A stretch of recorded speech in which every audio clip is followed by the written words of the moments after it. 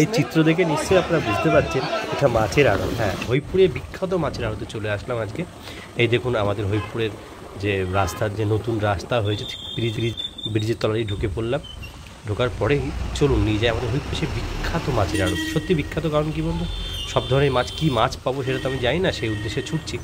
তো সেখান থেকে দাঁড়িয়ে শুরুতেই ঢুকতে গিয়েই ডান সাইডে আমাদের হরিপুরের সবথেকে বিখ্যাত যে মন্দিরটা, ইস্কনের টেম্পল, সেই ইস্কন টেম্পলটাকে আগে দেখে নিন। এই দেখুন ইস্কন টেম্পল, যেটা আমাদের হরিপুরে অবস্থিত এবং খুব বৃহৎ একটা মন্দির বলা যেতে পারে, যেখান থেকে রথযাত্রা বেরোয় এবং আমাদের হরিপুরের একটা ঐতিহ্যর মধ্যে একটা, সেটা হচ্ছে হরিপুর ইস্কন। তো চলে আসলাম ফাইনালি মাছের আড়তে।